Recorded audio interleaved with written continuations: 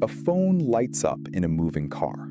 The rider sees a finished number, $50, airport to downtown. No ticking meter, no argument at the curb. The price locked before the door even shut. Another phone sits on the windshield. Same route, same traffic, same stretch of asphalt. The number on that glass is 20. This is not a rounding error.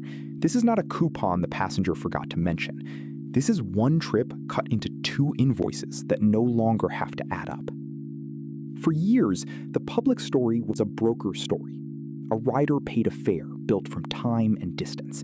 A driver received most of that fare. The company kept a commission. When rain hit and the map went red, the same multiplier that made the rider hesitate also made the driver reach for the request. Pain and pay were supposed to share a bloodstream. They do not have to share it anymore. Watch the contradiction without decoration. Demand rises. The rider is charged more. The driver is not necessarily paid more for that same trip. The slack between what a person will accept and what an old meter would have billed can stay on the platform side of the glass. Screenshots move through driver chats like forensic photos. People call it a glitch. People call it greed. The colder reading is architecture. A middleman who publishes one price and skims a cut is a broker. A system that names a price for the buyer and a different price for the seller is doing something else. It is discriminating in the textbook sense. It asks trip by trip how much this rider will bear, and separately, how little this driver will accept. Hold the qualifier or the story inflates into a sermon. This does not mean Uber is profitable on every ride. This does not mean drivers never benefit from surges. It refers specifically to the decoupling of the two price points. Some nights a surge still lands in a driver's pocket. Some routes still look like the old split. The hinge that matters is broken. The rider's bill no longer has to be the driver's wage plus a known percentage. Once that hinge is gone, the platform can widen its take without raising the incentive that summons the labor. That is the paradox. The rest is how a meter became two algorithms, and why the second number learned to stop looking at the first. In 2009, the company was still UberCab, a black car button for San Francisco. The leap that ate taxi queues arrived in 2012 with UberX. The product was not a logo, it was a formula. Minutes times a posted rate, miles times a posted rate, a booking fee, a surge multiplier that sat on top like weather. A driver could do the arithmetic at a stoplight. City by city, the rates lived in plain sight. A 20-minute, 8-mile trip produced a fare a stranger could reconstruct with a stopwatch and a map. The platform's cut was a commission, often described in those growth years in the neighborhood of a fifth to a quarter of the fare, and sometimes thinner than that when the company was buying cities with guarantees and coupons. The exact percentage was not the feature. The mechanical link was the feature. Raise the rider's bill, and you raise the object from which the commission was taken. The labor force could see the object. What most people missed, standing on a curb in 2015 with a pulsing pin on the screen, was that the meter was not a courtesy. It was the contract that made the marketplace legible to both sides at once. A city taxi sealed its meter because regulators did not trust the driver. This app published a digital meter because it needed millions of amateurs to trust a phone. Transparency was recruitment. Through the mid-2010s, cash left the building to flood streets with cars. Drivers received guarantees. Riders received discounts. The slice kept from each booking could not yet be worshipped. Growth was the religion. May 2019 put a public ticker on a firm that had still not proven it could keep a thick cut of gross bookings after the subsidies thinned. Markets did not need a story about community. They needed a story about the gap between what customers spent and what the company paid to make those trips exist. That gap has a dry name in quarterly paper: take rate, a percentage of gross bookings. It is not profit. It is not the bottom line. It is the first valve. If the valve cannot open, scale is just a louder way to lose money. The historical blind spot sat beside a louder fight. For years, the argument the public could name was classification. Were drivers employees? Courts, ballots, and legislature spent seasons on that question. California's Assembly Bill 5 tried to drag app labor toward employee status. Proposition 22 in 2020 pulled a share of that labor back toward contractor rules, with a floor on earnings that was itself a political object. The classification war mattered. It set the cost of benefits and the shape of control. It did not set the price of a mile. While lawyers argued status, product teams argued instruments. A time and distance fare is a public formula. An upfront quote is a private number. The first can be audited by anyone with a clock. The second can be grown by a model that sees hour, neighborhood, destination wealth, cancellation risk, weather, and the ugly economics of an airport run with no return. The old world hid surge in a multiplier everyone could pronounce.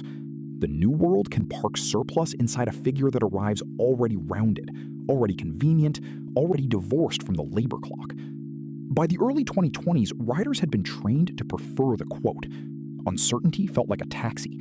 Certainty felt like progress.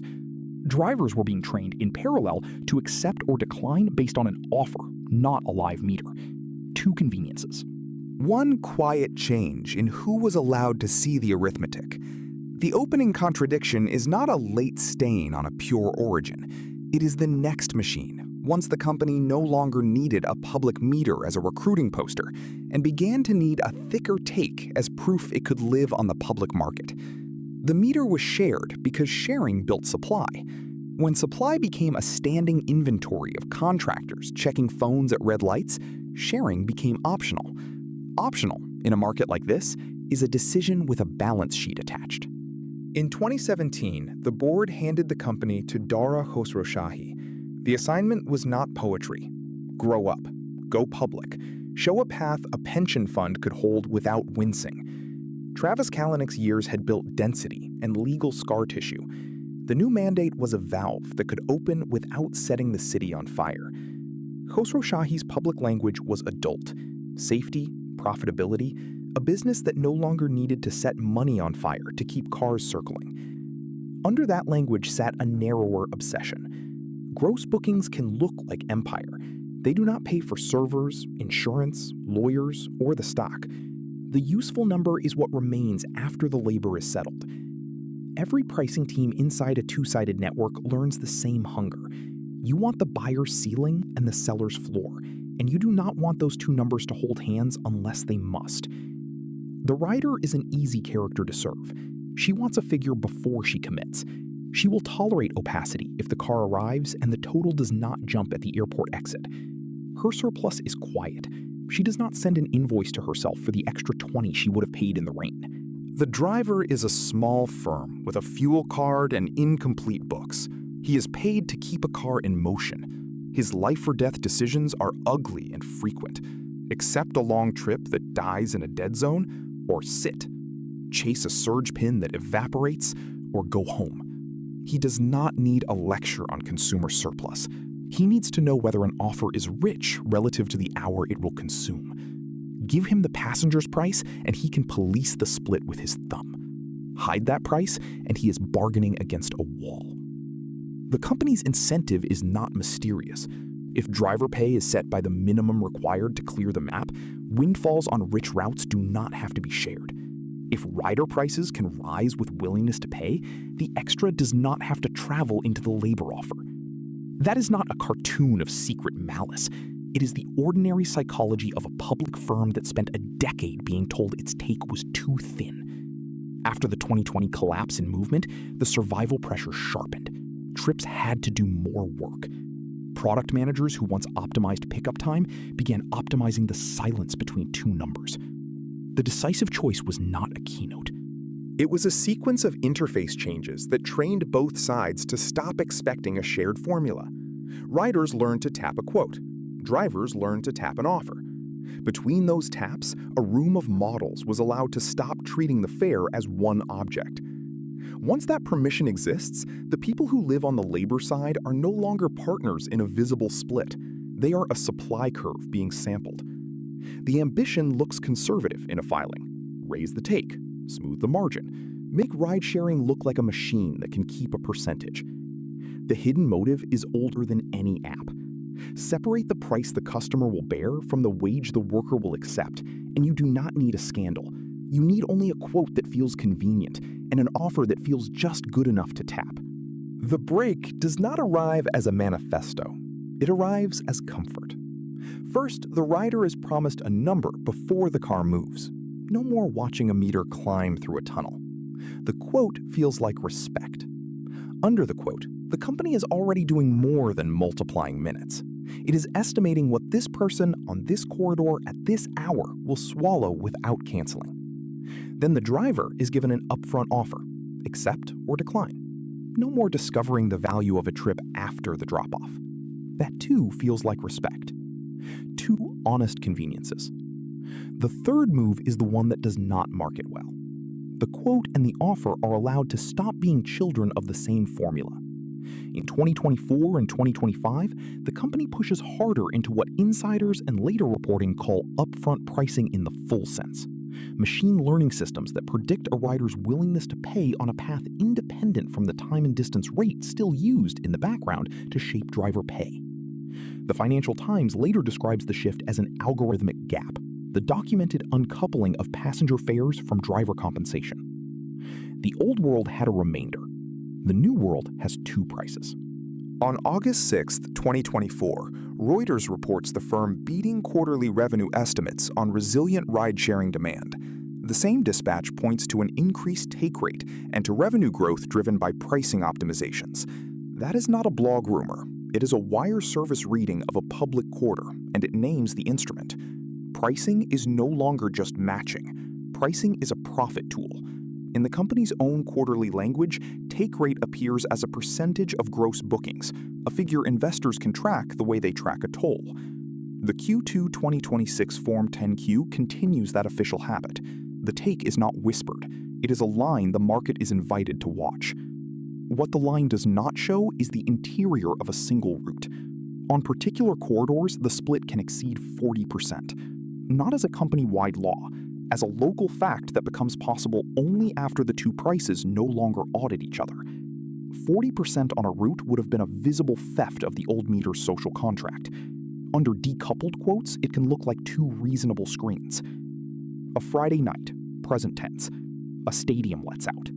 In one model, devices, neighborhoods, and remaining battery become features that lift the rider's quote. In the other model, available cars, acceptance histories, and the dead head after the drop become features that pin the driver's offer. The map is one map. The auctions are two. The rider pays for urgency and for the fear of not getting home. The driver is paid for the minimum that keeps the pin from going dark. If the first number rises faster than the second, the platform has captured surplus without buying more labor. Driver groups circulate paired images the way auditors circulate ledgers, a passenger receipt, a pay stub for the identical request. The gap is not always extreme. It does not have to be. Even a quiet widening, trip after trip, moves the valve. The information loss is the deeper wound. Under a shared formula, a driver could reverse engineer whether a fare was fat. Under two prices, a high rider bill is invisible. The worker cannot tell a rich customer from a stingy one. He cannot punish the platform by rejecting only the trips where the company is keeping a feast. He can reject only what looks bad against his own clock, which is exactly the comparison the offer was built to survive. Lawsuits and complaints in multiple cities treat the opacity as an injury, alleging that workers cannot make informed accept or decline decisions when the customer price is hidden. Those filings are allegations, not verdicts. Treat them as such. The economic mechanism does not need a courtroom to operate. It needs only a rider who will tap a larger number and a driver who will tap a smaller one. Competitors feel the draft. A rival that still lets labor see the customer fare is showing its workers a signal this company has chosen to extinguish. A rival that copies the split must also copy the resentment. An industry that once sold itself as a transparent marketplace begins to look like a pair of private quotes stapled together by a pin on a map. Suppliers of cars, insurance, and fuel do not see the surplus. They see a contractor whose hourly residue is tighter. Customers, on average, may still like the certainty of the quote. Millions of them never learned that certainty was the solvent that dissolved the shared meter. The climax is not a single meeting where someone pounds a table and demands 40%. The climax is a year in which optimizations show up in revenue, the take rate is discussed as a health metric, and a driver staring at an offer has no remaining instrument to test whether the passenger was charged a fortune. And then the old social contract is no longer enforceable by eye.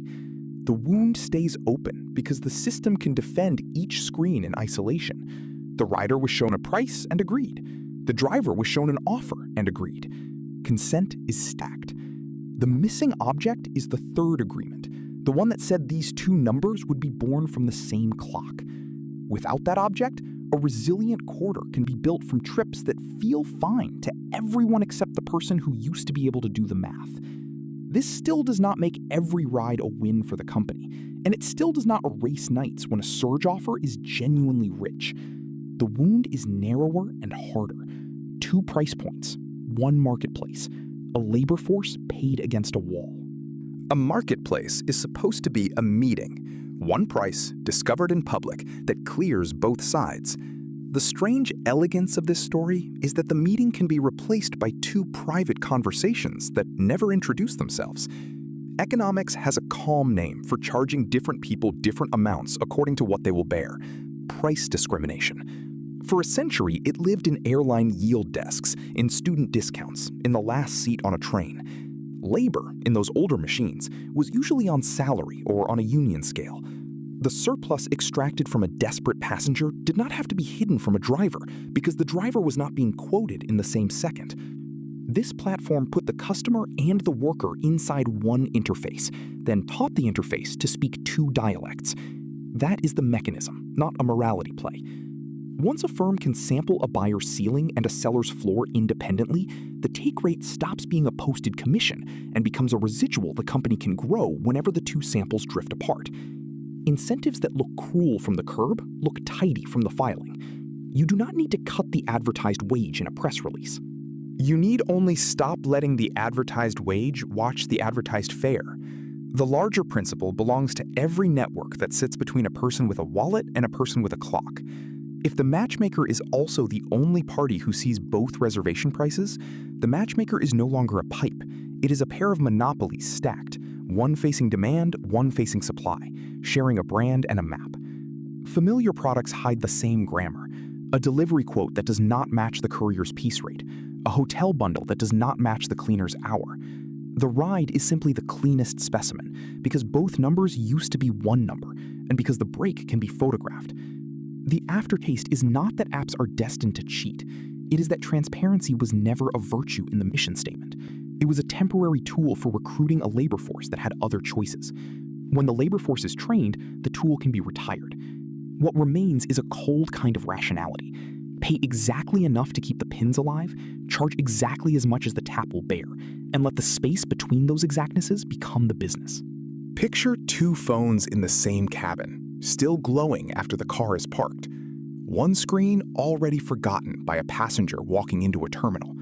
The other still open on a contractor who has to decide whether the next offer is worth the gasoline. The cabin is one economy. The screens are 2. If the fare is no longer a shared signal, what exactly is the driver selling?